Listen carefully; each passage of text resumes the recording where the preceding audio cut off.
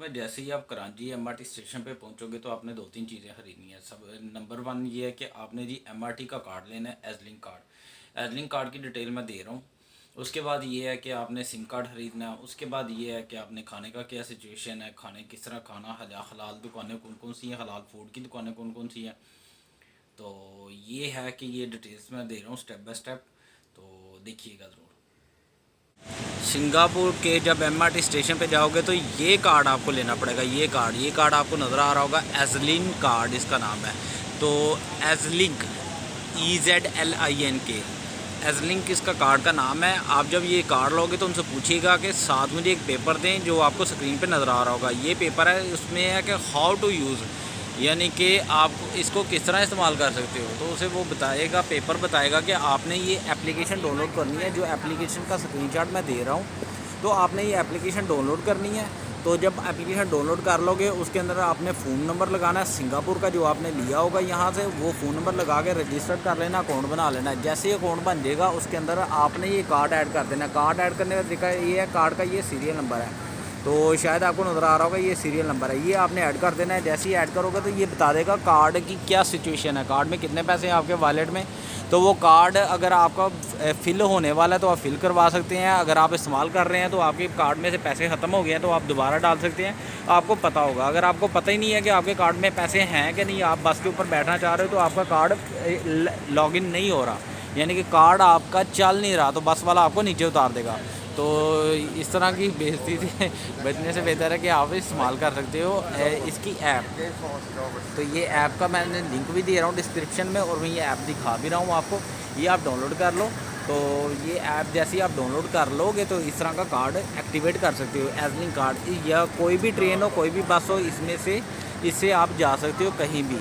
बात है जी सिंगापुर में हलाल फूड की। जहाँ पे हलाल फूड है, जहाँ पे आप देखोगे इंडियंस शॉप्स हैं, इंडियन शॉप्स हैं, वो ज़्यादातर मुस्लिम ही फूड देते हैं।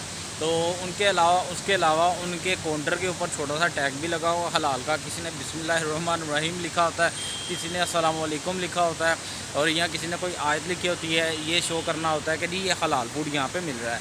तो आप वहाँ से हलाल फूड खा सकते हो। सस्ता है, ज़्यादा महंगा नहीं है। एक बंदा नॉर्मली जो खा लेता है वो ये है कि 3 रिंगट, 4 रिंगट, $3, $4 सिंगापुर का डॉलर, इतने का खाना मिल जाता है। और यहाँ तक कि $2 का भी मिल जाता है। और जो पानी है, पानी के बेहतर ये है कि पानी के लिए पानी की $1 की, या इस तरह होता है कि बाद दफ़ा कुछ दुकानों से $2 की 3 बोतलें मिल जाती हैं 1.5 लीटर की। आप पानी की बोतल अपने साथ रखो।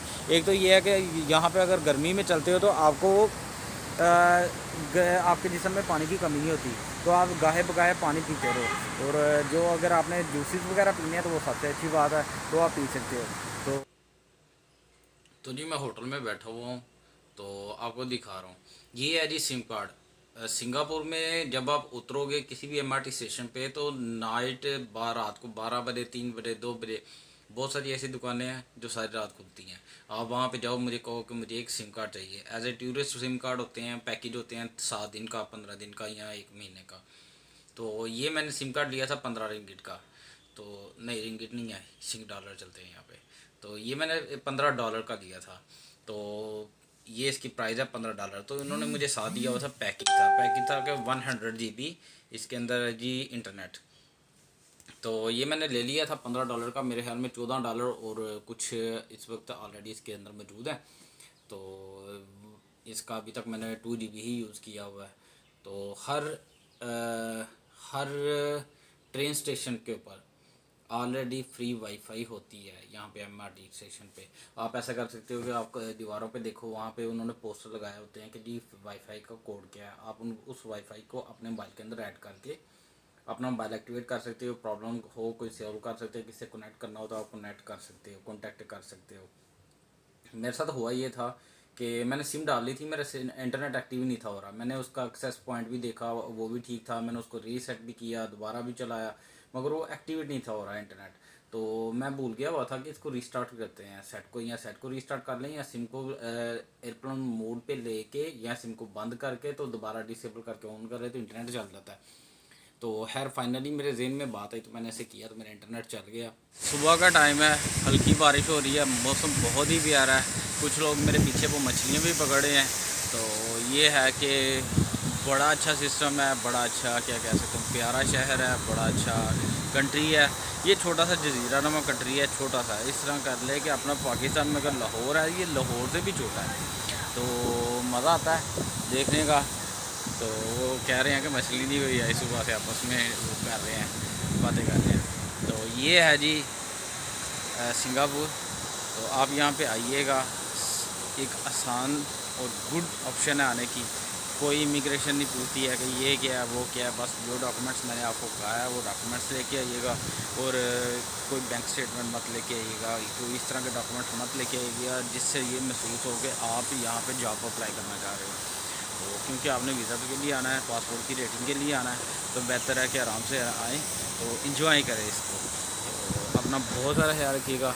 मेरी वीडियो अगर आपको अच्छी लगे तो इसको मेरे चैनल को सब्सक्राइब कीजिएगा, दूसरे के साथ शेयर कीजिएगा, मेरी वीडियोस को लाइक कीजिएगा, अपना ढेर सारा ख्याल रखिएगा। अस्सलाम वालेकुम।